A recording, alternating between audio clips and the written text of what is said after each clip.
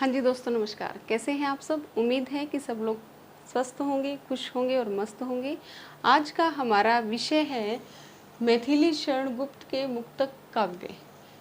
इससे पहले के जो व्याख्यान थे उसमें मैंने मैथिली शरण गुप्त के जीवन परिचय के विषय में और उनके खंड काव्यों के विषय में व्याख्यात्मक विश्लेषण किया है।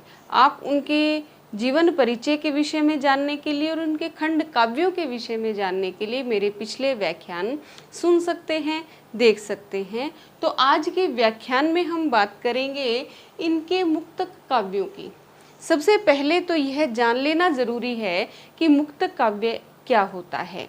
मुक्तक काव्य जैसे कि काव्य जो है वो दो प्रकार के होते हैं। एक मुक्तक काव्य होता है और एक प्रबंध काव्य होता है। प्रबंध काव्य में फिर दो भेद होते हैं।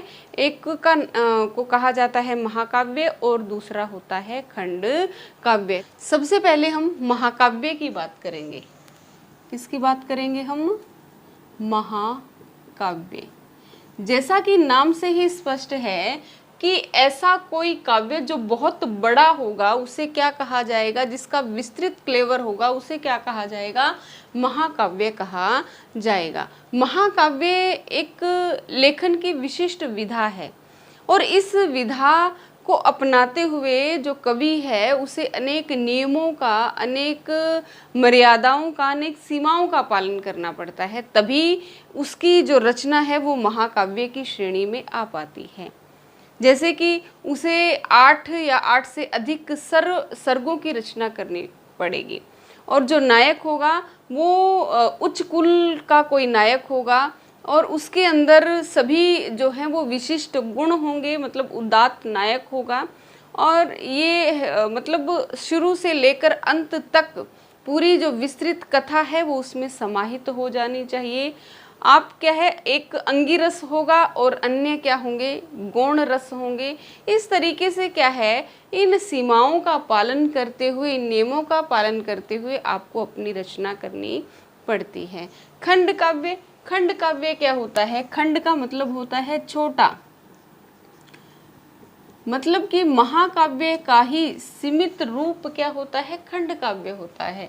कहने का क्या मतलब है कि महाकाव्य में संपूर्ण जीवन की कथा आदि से अंत तक विद्यमान होती है, परंतु खंड काव्य जो है इसका क्लेवर छोटा होता है और इसमें जो वो सर्गबद्धता अनिवार्य नहीं होती है।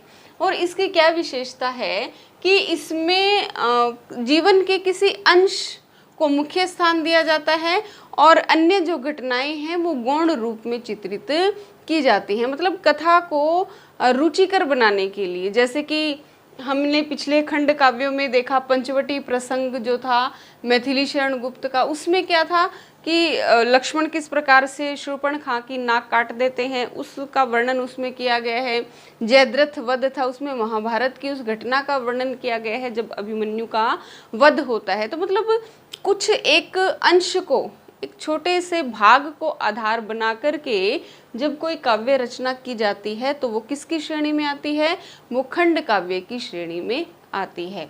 ठीक है, अब उसके बाद बात करते हैं हम मुक्तक काव्य। मुक्तक काव्य जैसा कि नाम से ही स्पष्ट है, मुक्त। मुक्त क्या होता है?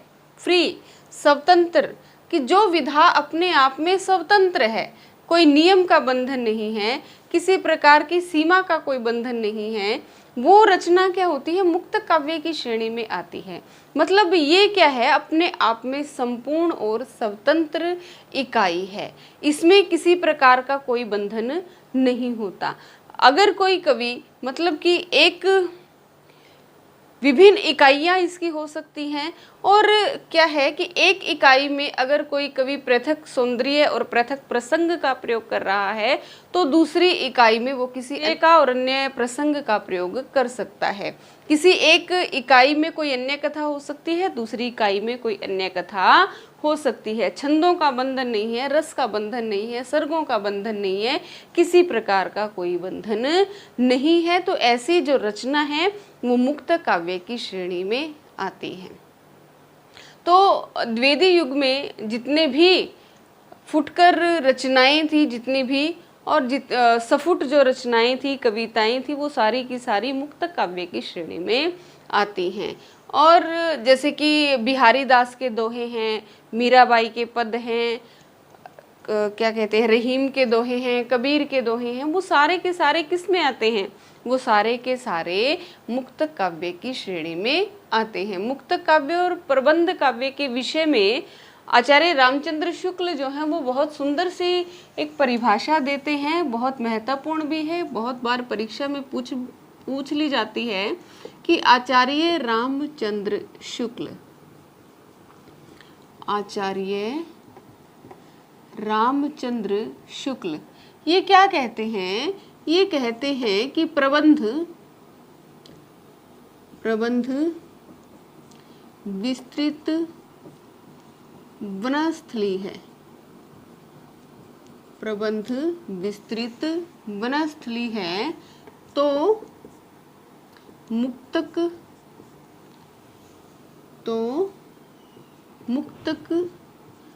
चुने हुए फूलों का एक गुलदस्ता है। मुक्तक क्या है? चुने हुए फूलों का एक गुलदस्ता है। कौन कहता है ये? आचार्य रामचंद्र शुक्ल। कि जो प्रबंध विस्तृत वनस्थली है, मतलब जिस तरह वन का क्षेत्र बहुत विस्तृत होता है, उसी प्रकार से प्रबंध काव्य का क्षेत्र भी बहुत विस्तृत होता है, खास करके महाकाव्य का। और मुक्तक चुने हुए फूलों का गुलदस्ता है, मतलब एक छोटी सी रचना है वो मुक्तक काव्य की श्रेणी में आ सकती है। थोड़ी सी बड़ी रचना है उसे भी हम मुक्तक काव्य की श्रेणी में ले सकते हैं। तो ऐसे ऐसे मुक्तकों की रचना जो है वो मैथिली शरण गुप्त ने भी की है, जिनके गुलदस्तों से पूरा हिंदी साहित्य आज भी महक रहा है। तो उनके मुक्तक काव्यों की बात आज के व्याख्यान में होगी, बहुत ही व्याख्यात्मक रूप से चर्चा होगी। आदि से अंत तक इस व्याख्यान के साथ जुड़े रहिएगा, नोट्स साथ साथ बनाते रहिएगा, ठीक है। तो शुरू करते हैं मुक्तक काव्य। उम्मीद है कि समझ में आ गया होगा कि खंड काव्य क्या होता है, महाकाव्य किसे कहते हैं और मुक्तक काव्य क्या होता है। पहले हमने दो इनके महाकाव्यों की बात की थी, साकेत और जय भारत। फिर दूसरे व्याख्यान में बात की थी खंड काव्य, जिनकी संख्या कितनी है? 19 है। वैसे तो 2-4 और भी इनके खंड काव्य मिलते हैं, परंतु डॉक्टर नगेंद्र जो हैं वो इनके 19 खंड काव्य मानते हैं और केवल 2 ही महाकाव्य मानते हैं। तो उन्हीं की बात मैंने उस व्याख्यान में की थी और अब हम बात करेंगे इनके मुक्तक काव्यों की। तो सबसे पहला इनका जो मुक्तक काव्य था उसका नाम था भारत भारती। बहुत प्रसिद्ध रचना थी और आपने सुनी भी हुई होगी।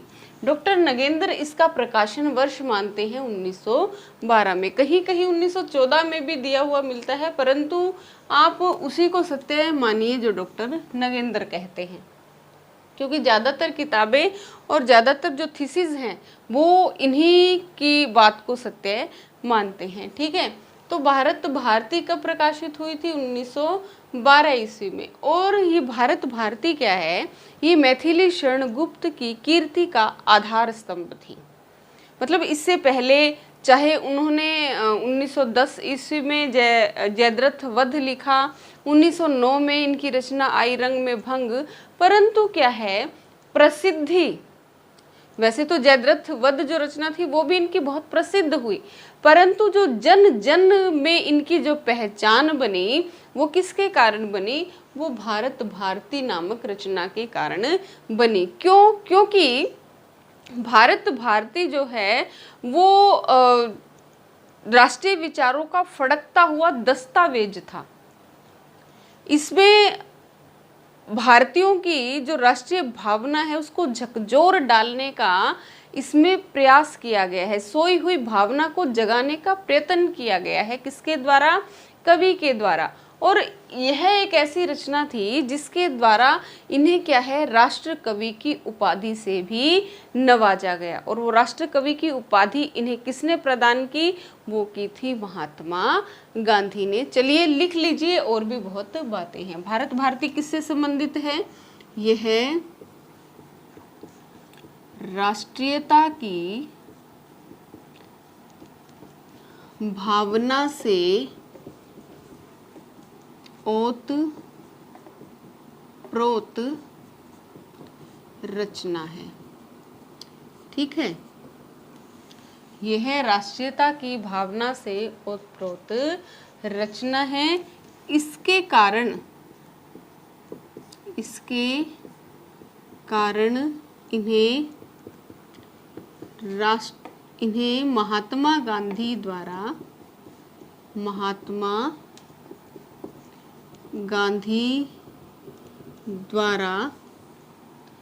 1936 में राष्ट्र कवि की उपाधि से नवाजा या सम्मानित किया। जब महात्मा गांधी ने इन्हें कहा राष्ट्र कवि, तो ये अपना बड़प्पन दिखाते हुए कहते हैं कि मैं राष्ट्र कवि नहीं बल्कि क्या हूँ, मैं तो कौटुंबिक कवि मात्र हूँ। तो ये अपने आप को क्या कहते हैं, ये पूछ लिया जाता है, ये अपने आप को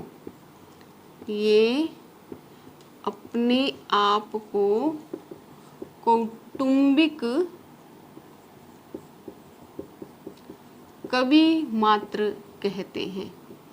पूछ लिया जा सकता है कि अपने आप को कौटुंबिक कवि मात्र किसने कहा है, तो वो किसने कहा है, मैथिली शरण गुप्त ने। अब बात करते हैं कि भारत भारती को लिखने की प्रेरणा कहाँ से प्राप्त हुई। भारत भारती को लिखने की प्रेरणा इन्हें कहाँ से प्राप्त हुई। यह रचना मुसद्दे हाली व बृजमोहन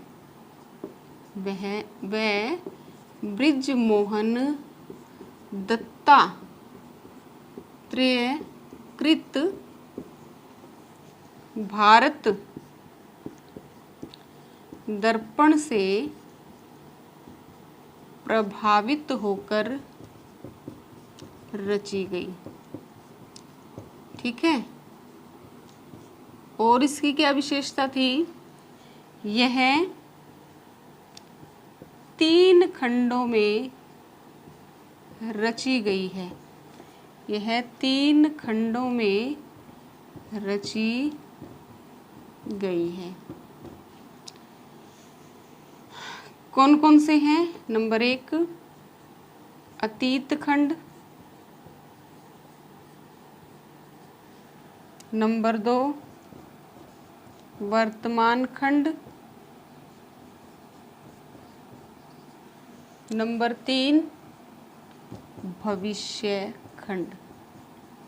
नंबर 3 भविष्य खंड। ठीक है, और एक मुख्य बात और है, डॉक्टर नगेंद्र इसके विषय में क्या कहते हैं।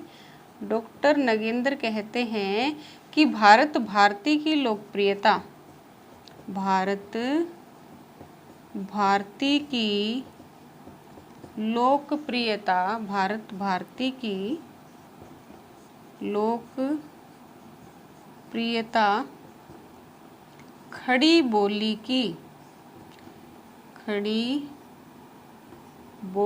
की विजय पताका सिद्ध हुई। खड़ी बोली की विजय पताका सिद्ध हुई।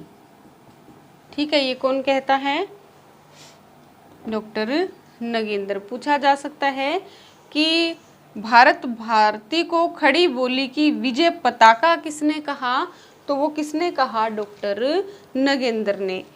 भारत भारती में कितने खंड थे, भारत भारती में 3 खंड थे, अतीत खंड, वर्तमान खंड और भविष्य खंड। ये पूछा जा सकता है भारत भारती की रचना किससे प्रभावित होकर की गई, तो मुसद्दे हाली व बृजमोहन दत्तात्रेयकृत भारत दर्पण से प्रभावित होकर की गई। अपने आप को कौटुंबिक कवि मात्र किसने कहा, तो वो कहा मैथिली शरण गुप्त ने। राष्ट्रकवि किसे कहा जाता है? मैथिली शरण गुप्त को। किसने उपाधि दी? ये महात्मा गांधी ने। कब दी? 1936 में। और ये कैसी रचना है? यह राष्ट्रीयता की भावना से ओतप्रोत रचना है। बहुत महत्वपूर्ण है, इनकी प्रसिद्धि का आधार स्तंभ है। क्योंकि उस समय कोई भी जब सभा होती थी तो प्रत्येक नेता जो है वो मंच पर चढ़कर सबसे पहले क्या करता था? भारत भारती की पंक्तियों से अपने भाषण की शुरुआत करता था। तो ऐसा जो था वो भारत भारती का एक उस समय के लोगों में प्रभाव जम गया था।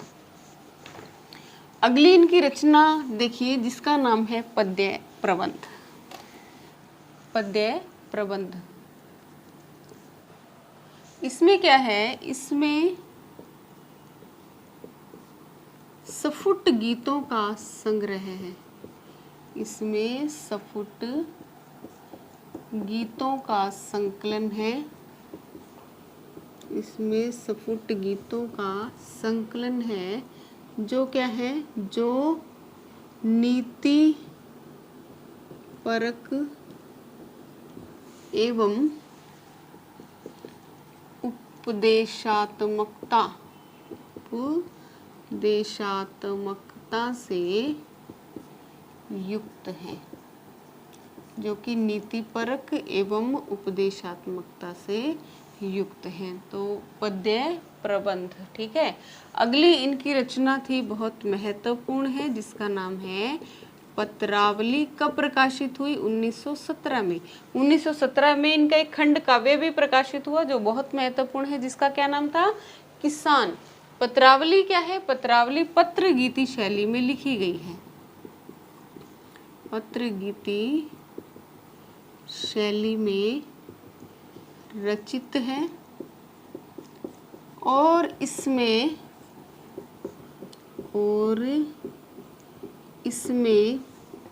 7 ऐतिहासिक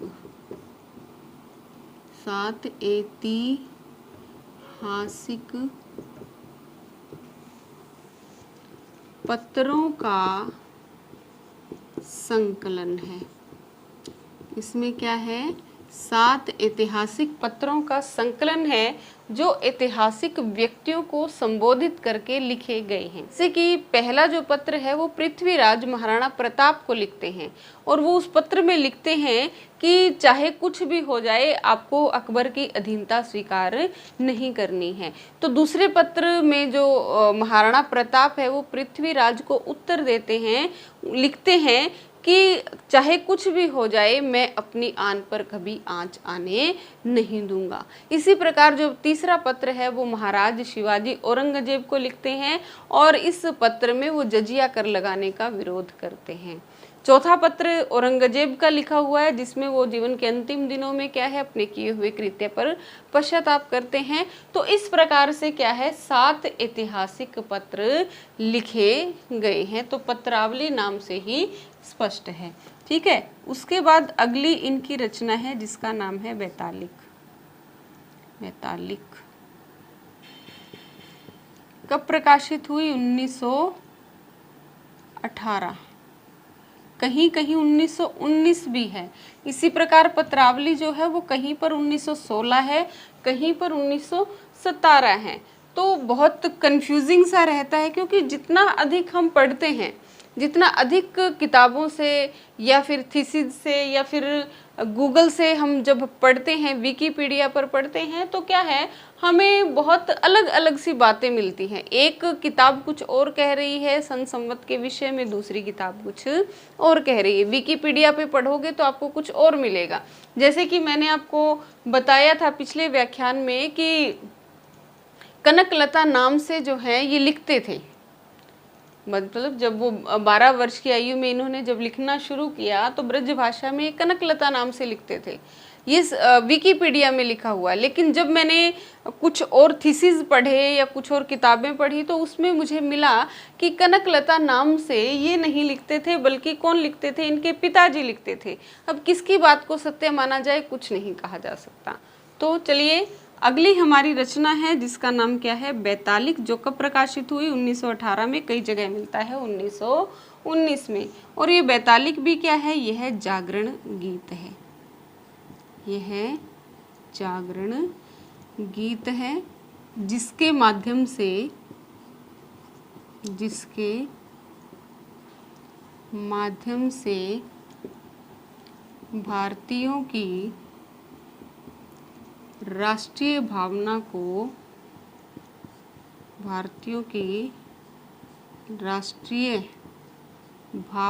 को जगाने का प्रयास किया गया है। ठीक है, तो कौन सी रचना है ये, बैतालिक है। उससे अगली इनकी रचना है, बहुत महत्वपूर्ण है, जिसका क्या नाम है, जिसका नाम है स्वदेश संगीत। स्वदेश संगीत। स्वदेश संगीत कब प्रकाशित हुई इनकी, 1925 में।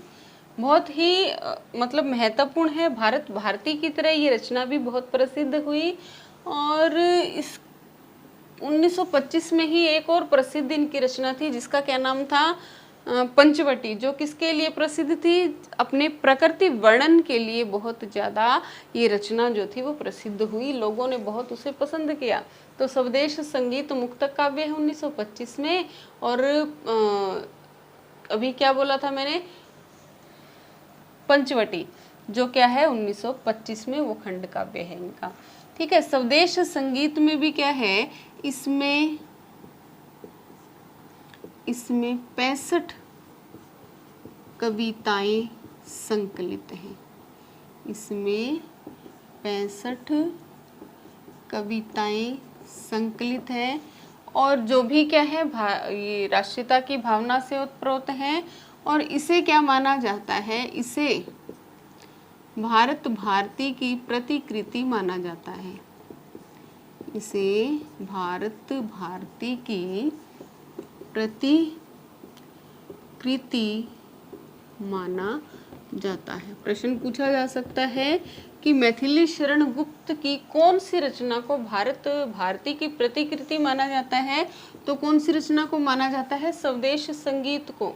और इसकी बहुत सी जो रचनाएं हैं, कविताएं हैं, वो क्या है, विभिन्न पत्र पत्रिकाओं में पहले से ही छप चुकी थी। और उन्हीं कविताओं का संकलन जो है वो स्वदेश संगीत नामक पुस्तकार रूप में प्रकाशित किया गया था। ठीक है, स्वदेश संगीत। उसके बाद 1927 ईस्वी में इनकी एक रचना आई जिसका नाम था हिंदू। कब प्रकाशित हुई, 1927 में। इसमें क्या करते हैं वो, इसमें हिंदू संस्कृति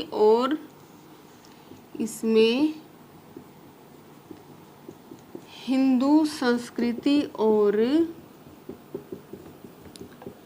त्योहारों का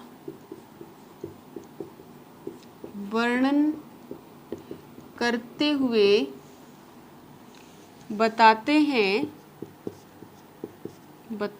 हैं कि हिंदू त्योहार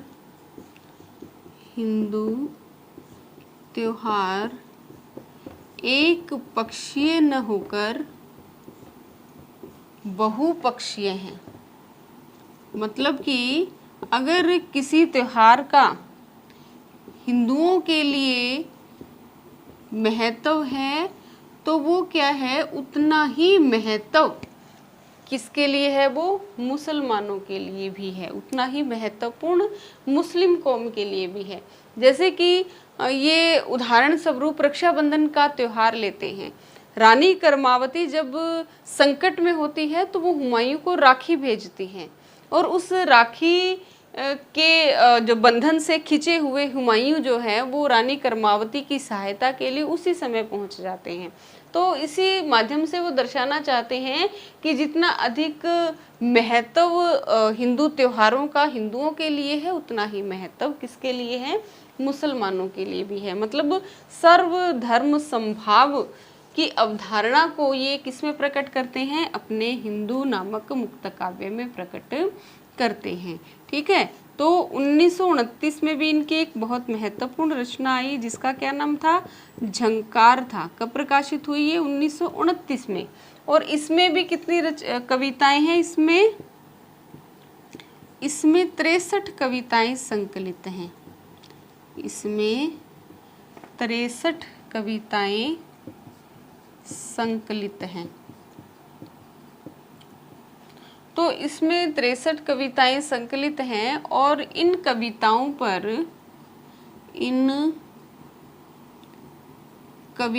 पर छायावाद का स्पष्ट प्रभाव दिखाई पड़ता है, क्योंकि 1929 का जो समय था वो छायावाद का चरमोत्कर्ष था। तो छायावाद की जो रहस्यात्मकता है, जो उनकी भक्ति भावना है, उसका प्रभाव जो है वो कवि पर भी दिखाई पड़ता है। ठीक है, ये इनकी रचना है जिसका नाम है मंगल घट।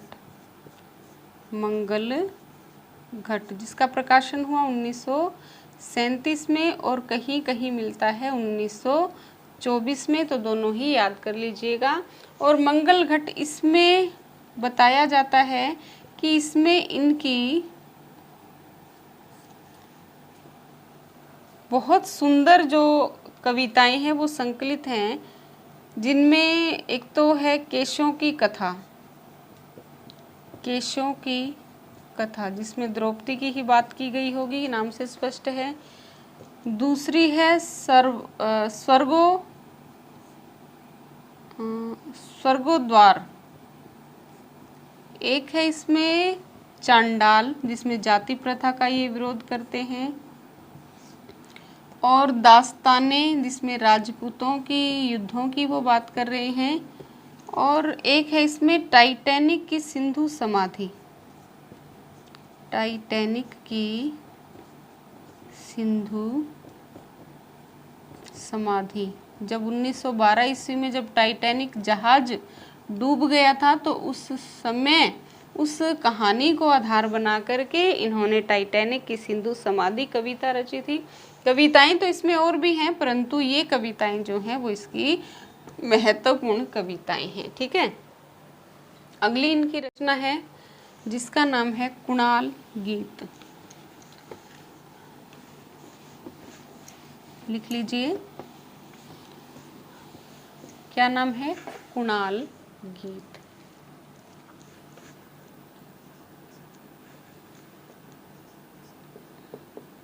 कुणाल गीत कब प्रकाशित हुई, 1942 ईस्वी में। कुणाल गीत 1942 ईस्वी में प्रकाशित हुई। और यह क्या है, यह गीति काव्य है, यह गीति काव्य है। इसमें 75 गीतों का संकलन है।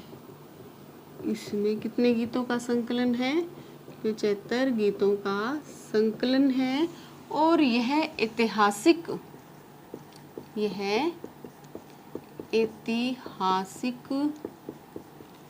कथा को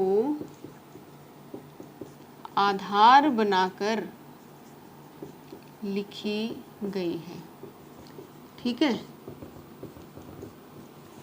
यह ऐतिहासिक कथा को आधार बना करके लिखी गई है। इसकी कथा क्या है कि महाराजा अशोक अपने बहुत ही बुद्धि संपन्न और सुपुत्र जो है इनके कुणाल, उनको सीमा प्रांत जो है वो सीमा प्रांत जो दमन है, उस दमन को शांत करने के लिए वो भेज देते हैं। कुणाल की जो माता है, जिसका नाम तो नहीं पता, वो सौतेली माता है और क्या है, कुणाल से सोतिया डाह रखती है, उसे जलती है।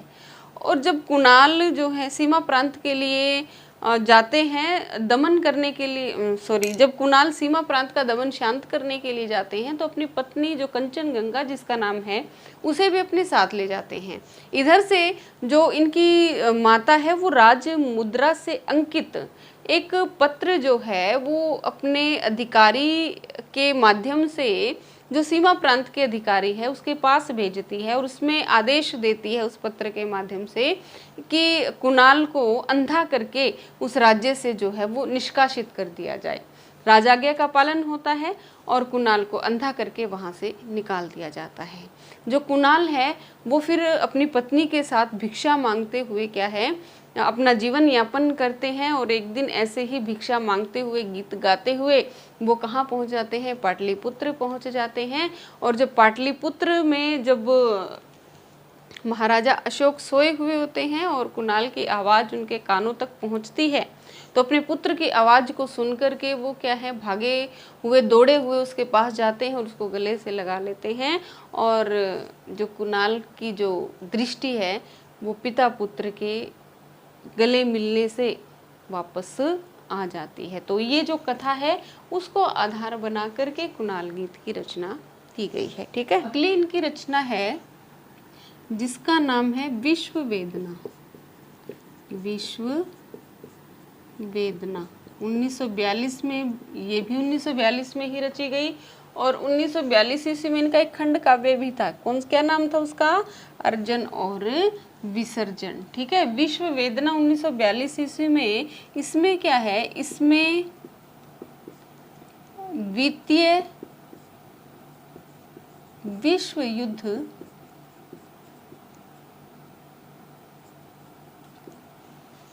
की पीड़ा का मार्मिक चित्रण किया गया है। इसमें द्वितीय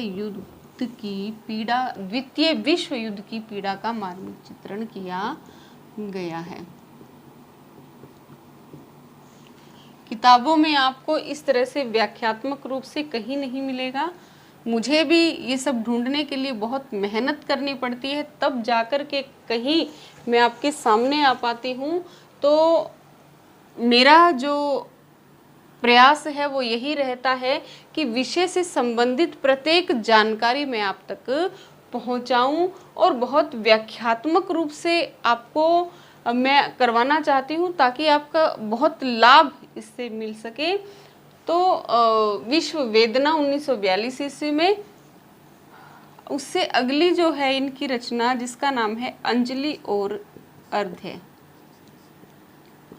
अंजलि और अर्ध है कब प्रकाशित हुई? ये 1950 में। इसमें क्या है, इसमें महात्मा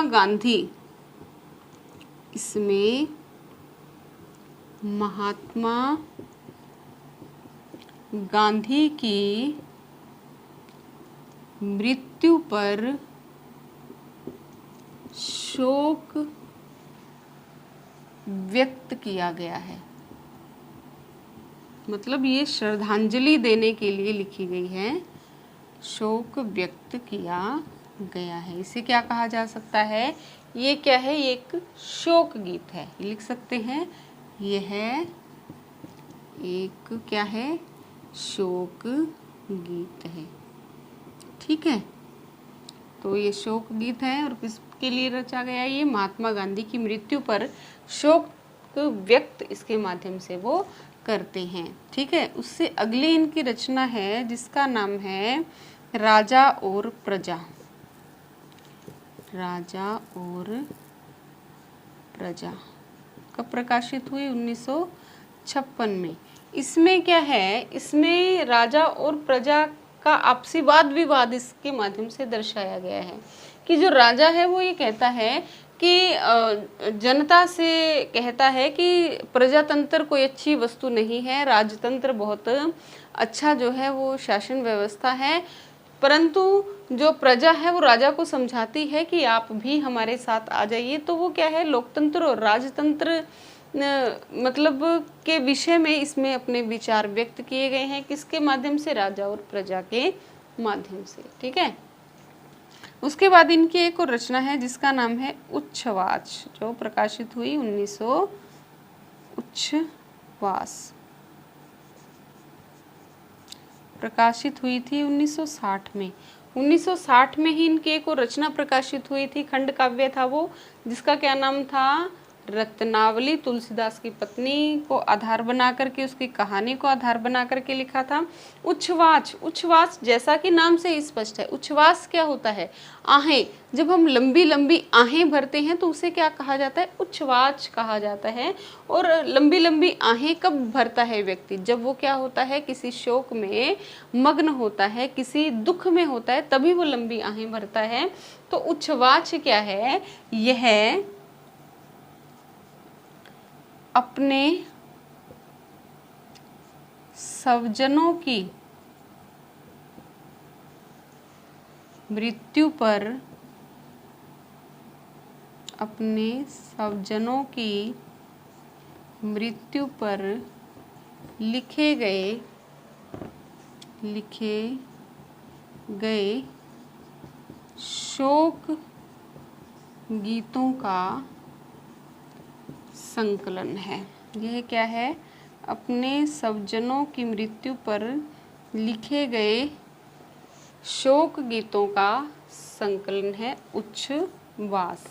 तो कुणाल गीत 1942 ईस्वी में, अर्जुन और विसर्जन भी थी 1942 ईस्वी में। 1942 ईस्वी में ही विश्व वेदना, अंजलि और अर्ध्या 1950 में, राजा और प्रजा 1956 में, उच्छ्वास 1960 में। तो ये थे क्या, इनके मुक्तक काव्य, जिनका व्याख्यात्मक विश्लेषण मैंने आज के व्याख्यान में किया। आज के व्याख्यान में केवल इतना ही, और अगला जो व्याख्यान होगा उसमें मैं इनके गीति नाटकों की बात करूंगी, और इनका जो एक चंपू काव्य है उसके विषय में बात होगी, और कुछ मुख्य बिंदु हैं इनके जीवन से संबंधित, बहुत महत्वपूर्ण प्रश्न जिनसे बन सकते हैं, उनकी बात होगी। तो अगला व्याख्यान भी बहुत महत्वपूर्ण होने जा रहा है, और कल उसके विषय में बात करेंगे। आज के लिए बस इतना ही। धन्यवाद। आपका दिन शुभ हो, रात्रि मंगलमय हो। धन्यवाद।